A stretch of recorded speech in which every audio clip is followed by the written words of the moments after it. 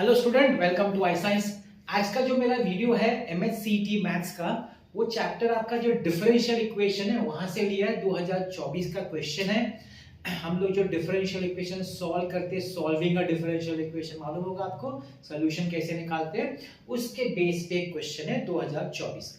ठीक है ना? तो हम लोग देखते हैं। और मत भूलिएगा कि न्यूमेरिक पीवाईक्यू सॉल्व करने के बाद मैं एक छोटा सा आपको गाइडेंस देता हूं, क्या किस तरीके से आप अपना एक अच्छा स्कोर ला सकते हैं अपने एंट्रेंस एग्जाम में, तो उसको भी सुनना मत भूलिएगा। ठीक है, चलिए मैं स्टार्ट करता हूं। यहाँ पे बोला है the slope of tangent to a curve. ये तो आपने एप्लीकेशन ऑफ डेरिवेटिव में सीखा होगा कि slope of the tangent to a curve is given by dy by dx। ये आपका फर्स्ट एक्सरसाइज है एप्लीकेशन ऑफ डेरिवेटिव का। तो इसका ये मतलब हुआ कि हमको दिया हुआ है dy by dx is equal to, ये है कर्व, ये है टेंजेंट का, ये slope of tangent, slope of tangent, I am talking about slope of tangent ना, मतलब कोई भी कर्व होता है और अगर उस पर से वहां से टेंजेंट उसको टच करता हुआ जाता है तो उसका जो स्लोप होता है उसका that is given by dy by dx। ये आपका एप्लीकेशन ऑफ डेरिवेटिव का पहला एक्सरसाइज है। तो slope were used by that, so dy by dx is equal to y by x minus cos square y by x। अब ये आपका differential equation कैसे पता चला डिफरेंशियल इक्वेशन है, क्योंकि इसमें dy बाय dx है। अब हमको सॉल्विंग, हमको y नहीं चाहिए, मतलब हमको इस डिफरेंशियल इक्वेशन को सॉल्व करना पड़ेगा। अब आप जानते हैं सॉल्व करने का तरीका होता है सेपरेबल वेरिएबल, मतलब y को dy को y के साथ, dx को x के साथ सेपरेट करने का वेरिएबल सेपरेबल मेथड। और अगर नहीं हो पाता है तो होमोजीनियस अगर है तो हम लोग फिर उसको सब्स्टिट्यूशन करते हैं।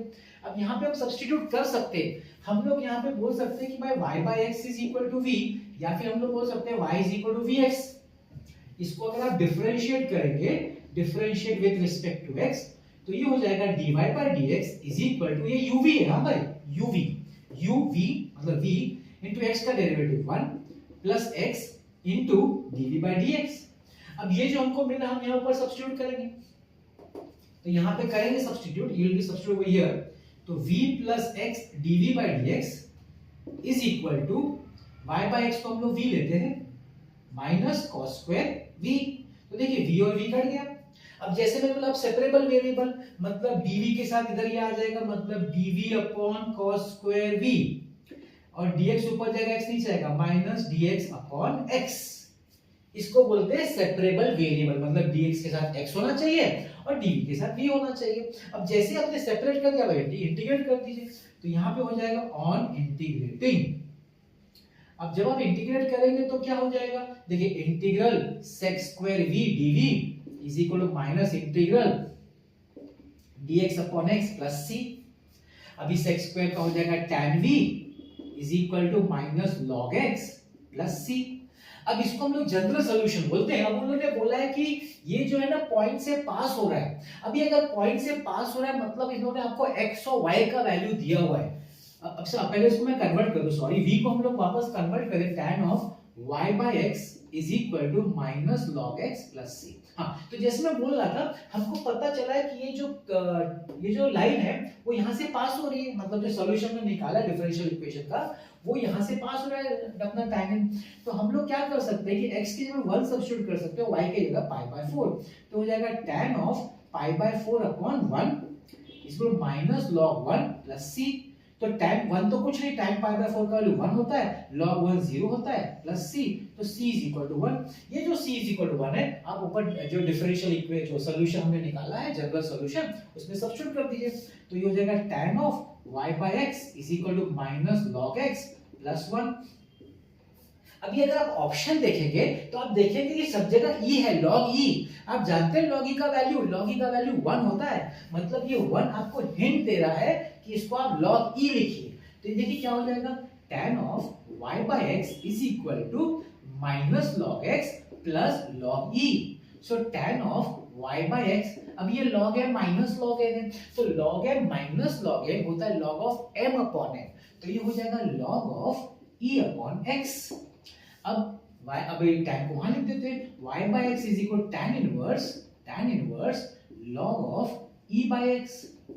x को क्रॉस मल्टीप्लाई करते हैं, y is equal to x tan inverse log e by x। क्या मुझे आंसर आ गया डिफरेंशियल इक्वेशन का? यस आ गया। कौन सा ऑप्शन है जहां पे x है? भाई सी ऑप्शन है, दैट इज द आंसर।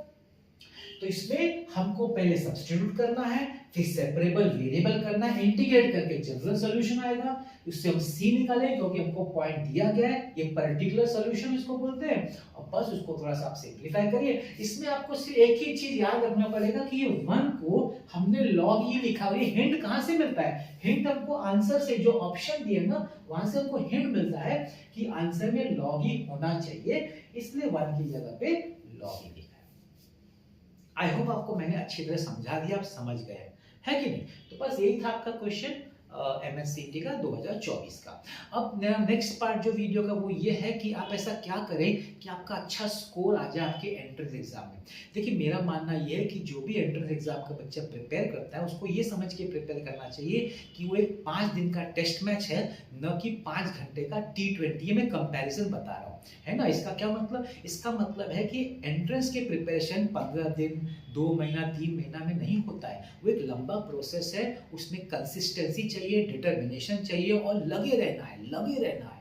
जैसे 5 दिन का बैट्समैन लगे रहता है, लगे धीरे धीरे धीरे, या बॉलर बॉलिंग डालते रहता है, डालते रहता है, वैसा करना है ना? इसमें 4 बेसिक स्टेप्स है जो मेरे एक्सपीरियंस से मैं आपको बता रहा हूँ, जो बहुत कारगर है। क्या है? पहला स्टेप है कि आप है ना अपना खुद के हाथ का लिखा हुआ फॉर्मूला बुक बनाइए, न कि किसी का बुक लेके। हेल्प लीजिए लेकिन खुद के हाथों से लिखिए, फॉर्मूला बुक बनाइए। मैं आपको बोलता हूं कि आप जब अपने हाथ से लिखेंगे ना वो चीज आपके दिमाग में जाके सेट होती है भाई। एक और डिटेल में लिखिए, शॉर्टकट नहीं, हर एक चीज एक्सप्लेन करके अच्छे डिटेल में लिखिए और रोज लिखिए, रोज जितना पढ़ा जाए लिखते जाइए। और फिर क्या करने का पता है, उसको रोज रीड भी करने का। जब भी फ्री हो सोने से पहले रीड करिए, और स्टार्टिंग से रीड करने का, ऐसा नहीं सिर्फ उसी दिन का, जितना आपने स्टार्टिंग से रीड किया रीड करते रहिए। और जब आप रीड करते करते जब आपका एंट्रेंस एग्जाम आएगा ना, इसका मतलब क्या मालूम है? आपने अगर कुछ भी नहीं किया है, सिर्फ फॉर्मूला बुक बना के उसको रोज रीड ही किया हुआ है ना, आपका 50% मार्क्स हो गया, बुक्ड। आपका 50% तो ऐसे ही हो गया तैयार, बिना कुछ किए, सिर्फ ये फॉर्मूला बुक से। इसका इतना इंपॉर्टेंस है, आप करके देखिए। फिर दूसरा क्या करना है आपको एक 2 अच्छा सा रेफरेंस बुक लेना है, और जैसे ही टीचर क्लासेस में जहाँ भी टीचर पढ़ाते हैं आपको उसने टॉपिक सिखा दिया, टीचर का कंसेप्ट सिखा दिया, आप शुरू हो जाए सॉल्व करना अपने रेफरेंस बुक से। टीचर का वेट मत करिए। एमसीक्यू सॉल्व करना एक स्किल है। मेरा मानना है कोई टीचर आपको एमसीक्यू सॉल्व करना नहीं सिखा सकता। आपको कंसेप्ट सिखा सकता है, फंडामेंटल सिखा सकता है, उसके बारे में जो भी एक्सप्लेनेशन देना वो सब करा सकता है, लेकिन एमसीक्यू सॉल्व करना एक स्किल है। और स्किल जो है 1 दिन 2 दिन में नहीं आता, उसमें टाइम लगता है ना। वो 5 दिन का टेस्ट मैच है, 5 घंटे का T20 नहीं है, इसलिए लगे रहिए। आपको तकलीफ होगी, स्टार्टिंग में नहीं आएगा, फ्रस्ट्रेशन होगा, टाइम लगेगा, चलेगा। ये वो प्रोसेस है जिसमें से आपको गुजरना पड़ेगा। जब भी डाउट हो टीचर से पूछने का, नहीं आ रहा है तो एनालाइज करिए मुझे क्यों नहीं आ रहा है। करते करते करते करते एक टाइम आएगा, ये धीरे धीरे अनलॉक होना शुरू होगा, स्किल डेवलप होने लगेगा, फिर आपसे जल्दी जल्दी फास्ट होने लगेगा। और एक टाइम आएगा, आप बिलीव नहीं करेंगे, आप क्वेश्चन को देख के यार ओरली सॉल्व करने लग जाएंगे। वो भी टाइम आता है, लेकिन टाइम लगेगा भाई, वो आपको देना पड़ेगा। ठीक है, ये दूसरा है। तीसरा क्या है? पीवाईक्यूज देखिए। पीवाईक्यूज देखने से आपको ट्रेंड पता चलता है, प्लस आपका प्रैक्टिस रिवीजन देखने का, सॉल्व नहीं, आपका कंसेप्ट भी स्टार्ट। जैसे कि आपने कोई टॉपिक कर लिया, सपोज आपने कर लिया डिफरेंशियल, तो अगर मेरा पीवाईक्यू आप देख रहे हो तो सिर्फ पॉज करिए, देखिए आपसे ऑलरेडी आप इमेजिन कर पा रहे, बस फिर चेक करिए आपने जो इमेजिन किया क्या वही है, वही है तो मतलब आपको आ रहा है, नहीं आ रहा है तो आपका रिवीजन हो जाएगा, आपको वो स्ट्रांग हो जाएगा। और आप देखेंगे मैंने बहुत सारे प्लेलिस्ट में मेरे बहुत सारे हैं, MHCT है, मेंस है, एडवांस है, नीट है, जो भी आपको देखना आप देखिए, उससे आपका सिर्फ फाउंडेशन स्ट्रांग ही होगा, कुछ नुकसान नहीं हो। देखना है, मैंने बोला ना, सॉल्व नहीं करना है। और चौथा सबसे इंपॉर्टेंट है, टेस्ट होना चाहिए, हर हफ्ते 2 टेस्ट होना चाहिए। पहला टेस्ट है ना, जो वीक में आपने जो पीसीएम का प्रिपेयर किया ना एमसीक्यू एंट्रेंस के लिए, उसका एक टेस्ट लीजिए। और दूसरा स्टार्टिंग से अभी तक का पूरा टेस्ट पीसीएम कंबाइन। अब आप बोलेंगे सर ऐसा तो हमारे यहाँ नहीं होता। बड़े बड़े क्लासों में ऐप होता है जिसमें आप कस्टमाइज टेस्ट खुद का ले सकते हैं। आजकल ऑनलाइन में भी आप दिखता है, परचेज कर सकते हैं, लेकिन फ्रॉड से बचने का, लेकिन ऑनलाइन में भी आपको मिलते हैं जो जहाँ पे आप अपना खुद का टेस्ट बना के अपने लिए ले सकते हैं।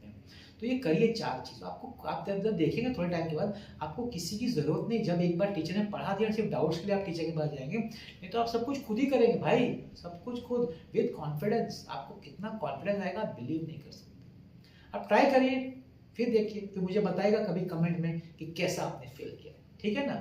चलिए आज का वीडियो यहाँ पे हम समाप्त करते हैं। आपने आज का मेरा वीडियो देखा उसके लिए बहुत बहुत धन्यवाद।